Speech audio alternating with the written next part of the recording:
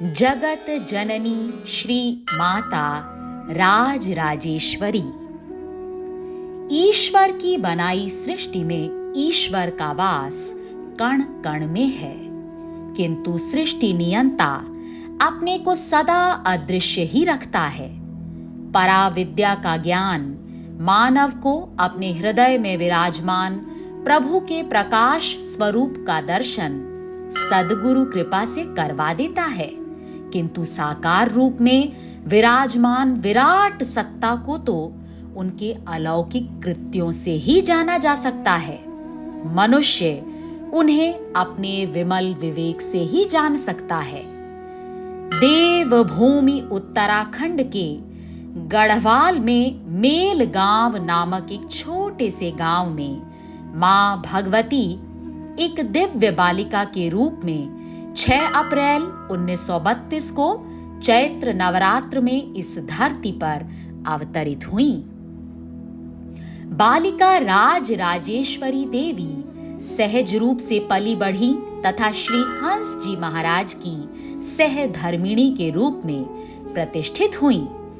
शिव के साथ सदा शक्ति ही रहती है।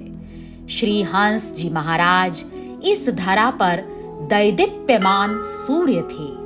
उनके पार्श्व में कोई तपस्विनी योगिनी ही रह सकती थी। करुणामयी श्री मां अपने सुख का त्याग करके श्री हंस जी महाराज के साथ सहयोग करती रहीं।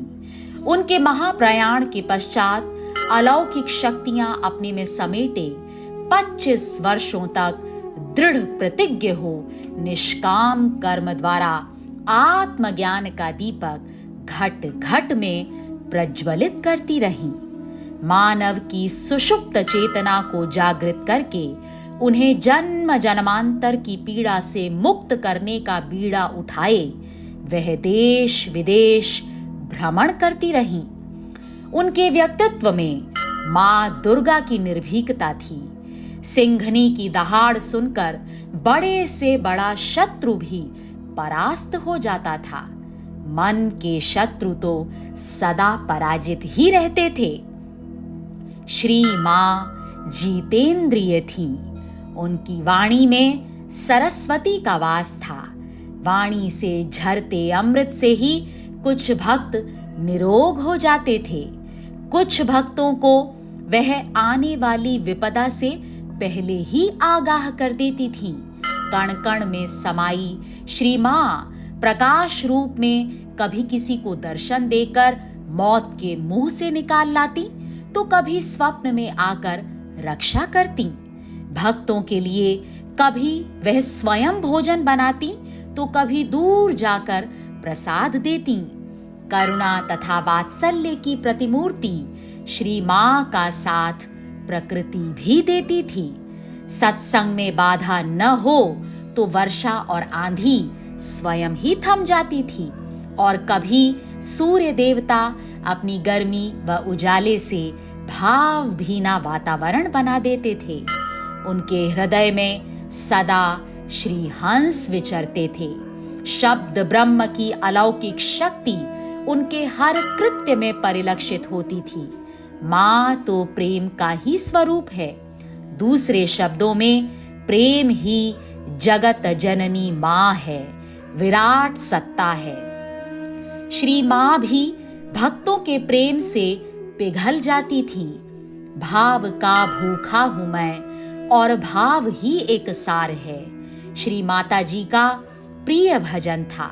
संस्मरण में आता है कि एक बार एक प्रेमी का मजाक उड़ाते हुए किसी ने कहा कि तुम तो कहती थी कि श्री मां कण कण में विराजमान है, तो बताओ पंडाल में श्री मां कहाँ है?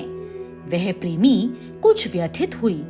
तभी उसकी नजर एक बल्ब पर पड़ी, तो उसमें उसे श्री मां नजर आईं। पुराणों में माता कौशल्या को माता अदिति का अवतार माना जाता है। राजा दशरथ को पुत्रेष्ट यज्ञ द्वारा 4 पुत्रों की प्राप्ति हुई थी। श्री मां को भी पुत्रेष्ट यज्ञ द्वारा और आध्यात्मिक तप से श्री सतपाल जी महाराज जैसे आध्यात्मिक गुणों से ओतप्रोत संतान रूप में प्राप्त हुए। तपस्या का बल बहुत बड़ा बल होता है। संत शिरोमणि गोस्वामी तुलसीदास जी लिखते हैं, तप बल रचई प्रपंचु विधाता, तप बल विष्णु सकल जगत्राता, तप बल शंभु करहि संघारा, तप बल शेषु धरई मही भारा।